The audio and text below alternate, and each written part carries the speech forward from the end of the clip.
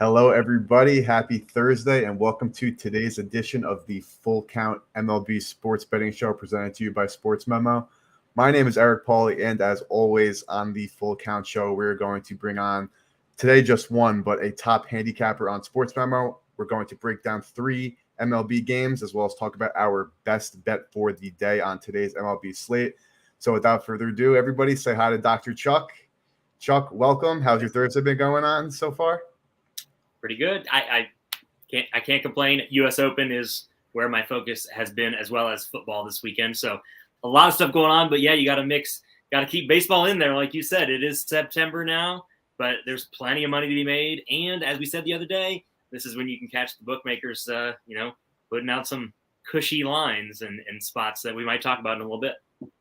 Exactly. We have college football here this weekend starting tonight. We have NFL starting a week from today, which we know not only are bettors and fans alike excited, but we know bookmakers are as well.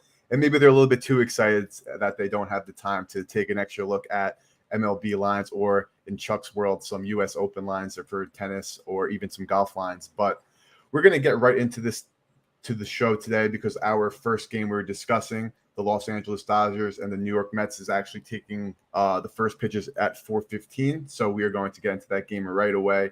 Looking at this matchup, the Mets and the Dodgers, of course, 2 of the best teams in baseball. Los Angeles Dodgers, the only team in the MLB to currently have 90 wins on the season. The Dodgers took game 1 of this series, but the Mets stormed back behind another fantastic pitching performance from Jacob deGrom last night.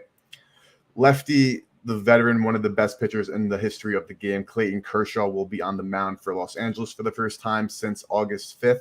Chris Bassett, one of the Mets additions this past offseason, who has been really good for them this year, will be on the hill for the Mets tonight at home. The current line is sitting at the Dodgers minus around 128 to 140. The Mets on the money line are about plus 118 to about plus 120. You can get in certain shops, so make sure you look around. Dodgers minus 1.5 on that run line.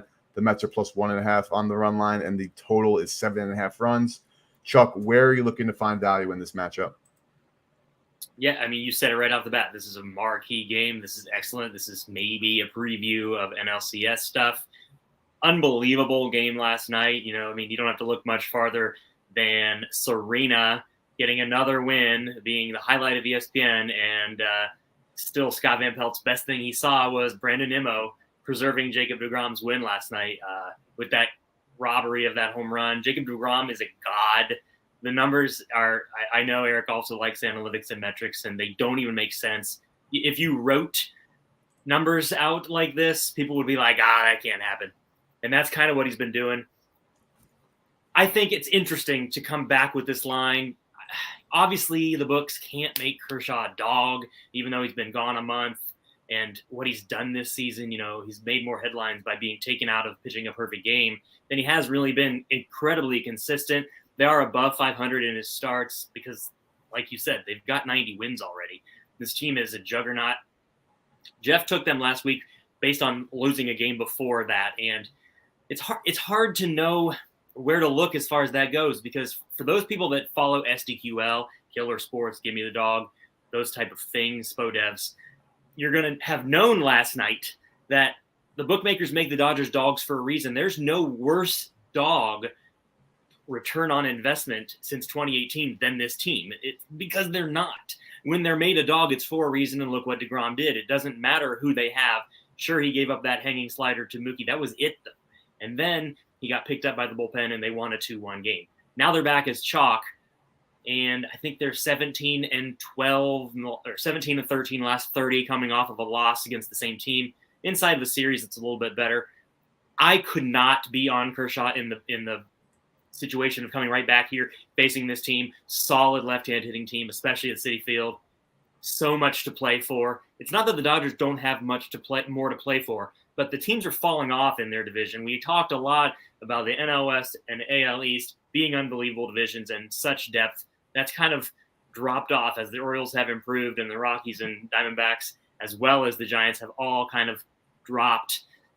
Padres are probably going to contend to be one of those playoff teams, but it might be a one playoff team division, and it's just hard to imagine that the motivation factor is there. I like Chris Bassett no matter who he's facing. I can't believe that this is a guy that is a third starter at best. You can make an argument that Cookie Carrasco is the third starter and he's the fourth starter, with Taijuan Walker being the fifth starter, because this team has Jacob deGrom and Max Scherzer at the top of the lineup of the starting rotation. I can't wait to see these two teams play 7 games in a month. But I like the Mets on the first 5 money line. I don't want to get in front of the Dodgers losing 2 in a row, no matter who they're facing. If I had to take a full game play, I would also take the Mets. But I think the safest is to look at something to do with Bassett and the Mets in the first 5 here. And, I don't know how many innings Clayton Kershaw is going to go. Great stuff, Chuck. Absolutely love that. I'm actually going to take a look at a different angle in this game. I'm on the Dodgers on the money line. I'll lay the -130 on the road against the Mets at Citi Field. You touched upon it briefly, and the Mets are by no means a horrible team against left-handed batters. They're 17th in the MLB in OPS against left-handed pitchers with a 703 team OPS. But looking at what the Dodgers have thrown at the Mets the last 2 games, both lefty pitchers. Game 3, another lefty pitcher. Against Tyler Anderson, the Mets only were able to produce 2 runs last night, which was enough to win behind the great performance from Clayton Kershaw. And against Andrew Heaney 2 nights ago, the Mets lost, and they were only able to put up 3 total runs in that game.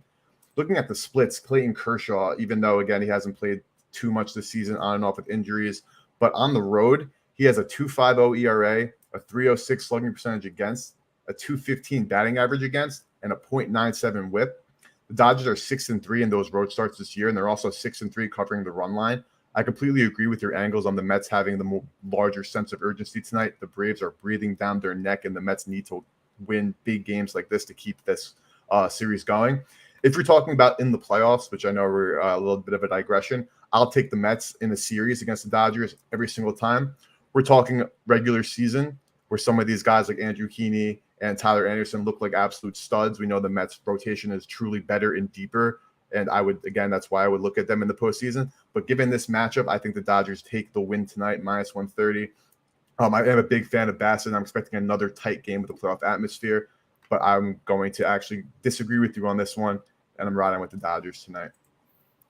So that brings us to our second of 3 games. We're going to talk about the Cleveland Guardians hosting the Baltimore Orioles. We have Shane Bieber on the mound for the Cleveland Guardians and Kyle Bradish on the mound for the Baltimore Orioles.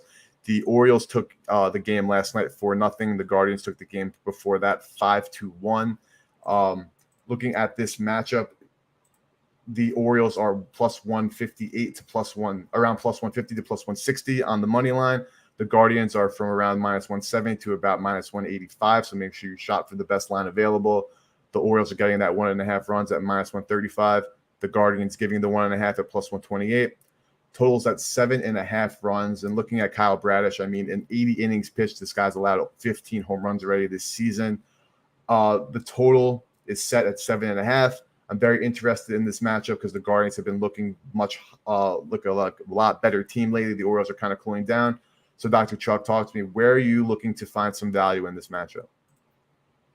Hey, it must be MLB Full Count with Eric Pauly, Jeff Michaels, Ron Kubang, Dr. Chuck.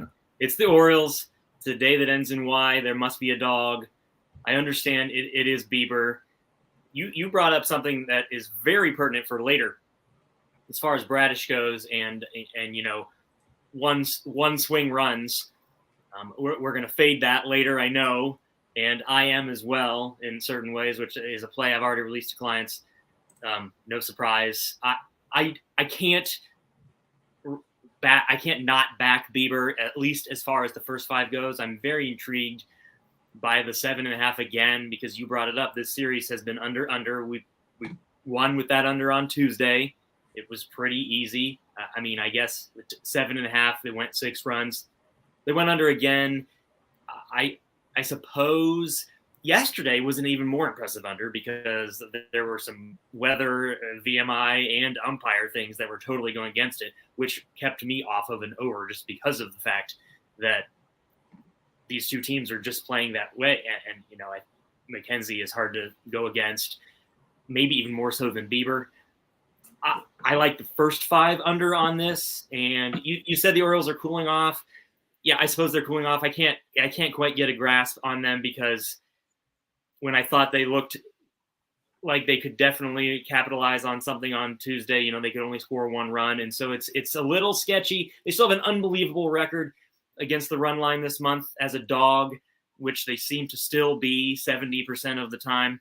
And Shane Bieber isn't the Shane Bieber from the shortened Cy Young season of 2020, and I would have a hard time finding value on this because I don't want to lay 170 on the Guardians and expect them to just win and hope I'm not making a really bad value play. And I don't want to play this team at all on a home team run line with the shortened at bats against an Orioles team that can definitely score as much in the ninth inning as they do in the first inning. They're very scrappy.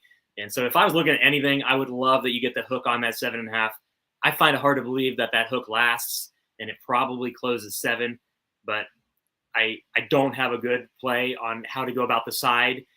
Orioles plus 1.5 is obviously an auto play. I have a feeling there's a lot of guys, like especially Jesse Schul, that don't do any research and they just say Orioles plus 1.5, it's locked in. And if you're winning 15 out of 20 times, then you're doing fine. But yeah, I'm all in on getting that hook on the 7.5 and going a third straight under here. Yeah, no, I completely agree with you. I mean, the Guardians games, if you look at their last 10 games, all of them are really going close to that under. The Orioles offense themselves as well. I mean, they put up the 4 last night, but just one run both of those games prior to that. And then in the other games against Houston, they put up 3 and 2 in victories. So it's not like the Orioles are mashing like we're used to. And I mean, it makes sense, right? The Orioles were on a really great run, and they, don't get me wrong, I still love what they're doing. They're 74 and 36 against the run line as an underdog this season. But while we always talk about progression, regression, like for example, New York Yankees, of course, they started off so hot that it was basically more or less impossible for them to maintain that pace throughout the course of the season. Yeah. Do you think that there is some of that, a similarity in the sense where the Orioles were kind of punching above their weight class and now they're settling back into the team they truly are? Or do you think this team actually is a fringe wildcard team based on how they've been playing? Because, of course, the standings say that they are, but is this really just a mediocre team on a really, really great run right now? Yeah, you bring up a good point because I don't mind their lineup at all. I like it from top to bottom. I begged for them not to trade Mancini, not only because he was the face, but because of his power. The Astros are better for it. But you bring up a point. Digression. Playoff series. Let's just, I mean, who are you taking in a best of 5 if this team was playing the Phillies, right? I think I'd probably be on the Phillies to win 3-0 in this state. But you bring up a good point. That the Guardians are one of these teams that are always punching below their weight class, and then August hits, and I don't know if it's just a Tito thing or a Guardians thing or an AL Central thing, but this is what they do. And so maybe that's what the Orioles are going to be, you know? I mean, it's hard for a team that doesn't know how to win to come out and start the season winning. But they have that, you know. I mean, this is a team that doesn't have – John Means is the only decent starter they had coming into the season. He hasn't pitched, you know. I mean, so it's hard to know. I don't remember if it was you that said this, but with Adley and the rookie class and the pitching that they could possibly have in the future, not to mention, you know, they have the top pitching prospect in the minor leagues. This is a team that could be scary later on in the season, but I'm not thinking that they can contend to win a playoff series if they do make it as a fringe wildcard contender. Yeah, no, and I absolutely agree there. I mean, there's always something nice to see when a team is really overperforming, especially when it's a team of young, upcoming players that don't have that veteran status and have that continuity as a lineup. It's just exciting to watch as a fan and of the sport of baseball to see them do these really great things. But like you mentioned, this is not a team that you would take to the bank, a circle like a Nationals team where they came and had that amazing stretch run to win the World Series. They don't have that kind of juice. Right. Pitching. Yeah. Pitching equals playoffs. Right. Pitching equals playoffs. Back to Dodgers, Mets. That's why I think the Mets will edge the Dodgers if they do face in the playoffs. But we covered that game already. I love that angle. I have a best bet on this game that I will divulge at the end of this show. So we're going to head to the third and final roundtable game. We have the Texas Rangers headed to Fenway Park to take on the Boston Red Sox. Glenn Otto is on the hill for Texas. He's 6-8 this year with a 4.79 ERA. A 1.39 whip. We have a Rich Hill, the lefty, going for Boston tonight. He is 6-5 with a 4.32 ERA. The Rangers are plus 145 to plus 150 underdogs, so make sure you shop around for that. The Red Sox are minus 175 favorites all the way down to minus 164. So if you like the Red Sox, make sure you find the best value. The Rangers getting plus 1.5 runs is minus 130. The Sox giving it up plus 123. The total is set at 9 runs. So looking at this matchup, the Rangers and the Red Sox over the last 30 games, they're both 13-17. The Red Sox had that one little bit of glimpse of hope where it looked like they could make a push for the playoffs. The Rangers have been out of this race for a while. Dr. Chuck, do you think the Red Sox, first of all, what's your outlook for this matchup? And second of all, do you think that they have any possibility of putting together a stretch run this month? No. So right off the bat, I think the Red Sox are toast. I think maybe everyone knows it. I think that they can accept the fact that baseball's hard, and if their division is going to do this, then it's just a situation where I've brought this up multiple times on this show all summer. There is nothing to do with what's gone on with the Red Sox this year and Chris Sale hurting himself off the field and just everything going wrong and Pavetta not being able to string anything together and then the trade deadline, them not even knowing what to do. They send pieces out, they bring pieces in. They don't send JD Martinez out, but then they do trade for Tommy Pham. It's no one knew what was going on then. I think they do know what's going on now, and nothing that's happened this season doesn't preclude them from winning the division next year, and maybe easily. That's what we've seen with Cora, and that's what we've seen with this team. Rafael Devers could be an MVP candidate every single season. With all that being said, though, man, I'm not a big Rangers guy. It's really hard to support the Red Sox this big of a favorite. Rich Hill I can't even figure out how Rich Hill's turning the clock back. His last outing was phenomenal. I can't imagine that he doesn't do that again, at least a little bit. I really like them in the beginning of this game, especially because Glenn Otto, talk about mediocrity. If you do there's their numbers and then there's what the team does. When Glenn Otto starts, the Rangers are 9-11, and when Rich Hill starts, the Red Sox are 9-10. I mean, it's just shocking. Both these lineups actually hit better. The Rangers hit better against lefties on the metrics. Their weighted runs above average the last 7 days is 6. I think that Rich Hill can get around that because he's a different kind of pitcher, doesn't throw normal stuff, and almost throws in a Zach Greinke style, lobbing it up there. His exit velocity is insane. Homage to people that love to follow these advanced StatCast metrics, but his exit velocity is damn near 83 miles an hour, which is phenomenal. You're not going to give up a lot of runs if that's your average exit velocity, if you can get guys to roll over a bunch. Glenn Otto is an accident waiting to happen at all times and usually gets picked up by his offense. And so I think the Red Sox can get to him.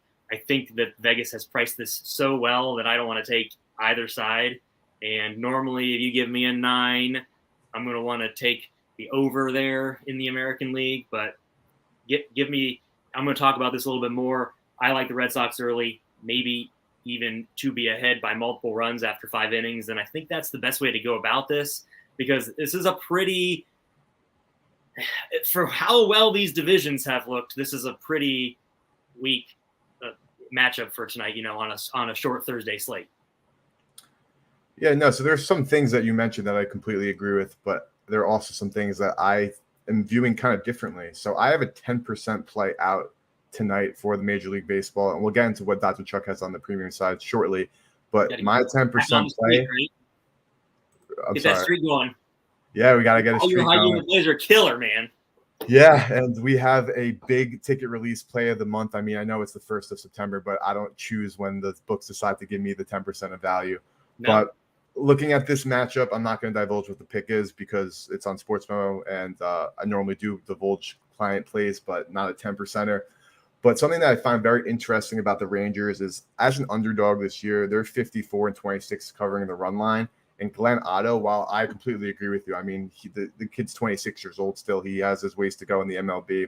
He already played the Red Sox back in May when he pitched in Texas and allowed 8 runs on 8 hits in just 4 innings and was chased out early. But on the road in 51 innings, his ERA drops to a 3.53. His FIP is very high at a 4.79. But some of the other statistics, like slugging percentage against and batting average against, are 3.14, 2.11 respectively. So I don't think that the Red Sox, given the state of their current team, are going to jump all over Otto. And Rich Hill, well, trust me, he shut down the Texans, thinking about football.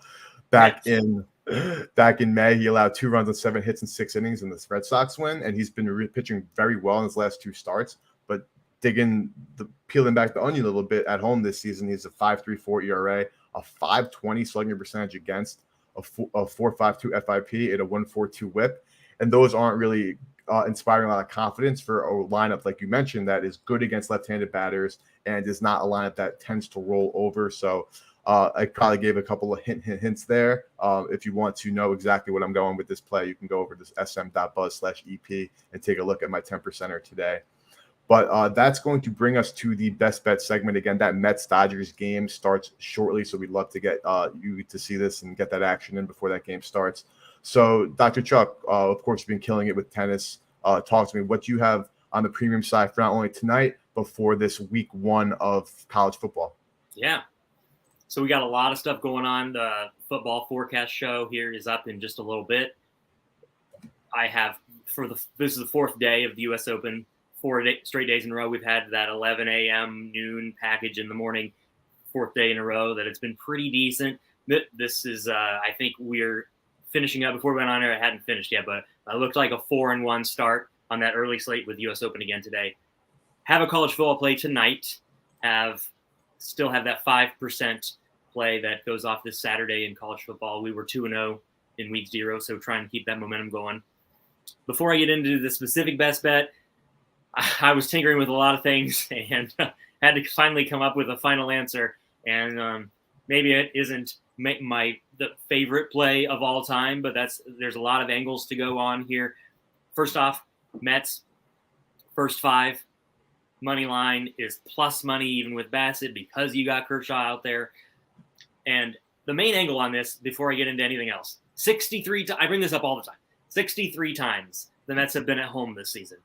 8 of those times have they trailed after 5 innings. 8. And, I mean, I know you don't want to push, but they have only pushed a dozen. And so I'm saying it's just as a simple, when you get them on the plus money, it's like Eric said, I can't discriminate when the books give me something that goes against a 55-8 record here. So I'll be on that. I'm also on the A's, if you can see the shirt that I'm homaging here because my Reds stink. But the A's to win and the A's and Nats over the first 5. But the best bet I'm going to put on the show is what I already said. I think Rich Hill shuts the Rangers down to start this game off. It's nothing to do with a full game play. Like I don't want anything to do with the Mets full game play. And it's nothing against necessarily either of these offenses as much as I just think there's something Rich Hill's got going on here that doesn't make a whole lot of sense. A couple of teams that don't have a ton of motivation. And I trust Rich Hill just a smidge more than Glenn Otto and think he can maybe last a little bit longer, as strange as that sounds, despite some of the conflicting numbers. And I think that the Red Sox, even if it's 1-0 or 2-1, will have a lead going into the top of the 6th. All right, and there you have it. Dr. Chuck is taking the Red Sox first 5 on the run line as his best bet today. Make sure you check out sportsmember.com and see what Dr. Chuck has not only on just the premium plays, but also all access. It's the best value to make sure you don't miss a single release from Dr. Chuck. I would highly recommend taking a look at that for him. But moving over to my best bet of the day, before I get into that, on the premium side, like I mentioned, I do have a 10% play in the MLB out today. And I also have my first NFL bet locked and loaded. It is a player prop bet because some prop bets lines were put out last night I saw DraftKings and Caesars drop some player props. So I have a Thursday night player prop for the NFL next week locked and loaded. So make sure to check that out as well. But this is an MLB betting show. We're talking MLB best bet of the day. I'm going back to the Cleveland Guardians, Baltimore Orioles game for this one. And I'm going with a no-run first inning in this matchup of Kyle Bradish going for the Orioles, Bieber going for the Guardians. Bradish has not allowed a first inning run in 10 of his 16 starts this year, and Bieber's gone for a Nerfy in 21 of 24 starts this year. The Orioles are 27th in baseball in first inning runs, and on the contrary, the Guardians are 12th. And like we mentioned before, Bradish is susceptible to the long ball, but he's coming off his best start of the season, an 8-inning no-run outing against the Houston Astros, which we all know is a much better lineup than the Cleveland Guardians. The Guardians have been on an under streak. They're struggling to score runs, and I do not think that they tag Bradish for an early run in the first inning. I have under 0.5 runs or no runs in the first inning. It's interesting about these odds, though, because, again, we have the emphasis on shopping for lines. I saw this at plus 100 this morning when I got it, and now taking a look at two different sports books. At Circa, the under is plus 115, but at Pinnacle, the under is minus 125. So there's definitely value to be had, and make sure that you are taking a look at different sports books and what they're offering to maximize that. So thank you, everybody, for joining the Full Count Show for Thursday. I'm Eric Pauly, and on behalf of myself and Dr. Chuck, we'd like to thank you for taking the time and spending this Thursday afternoon with us. Mets Dodgers on 30 minutes. Go get them. Thank you all, and look forward to seeing you guys next time.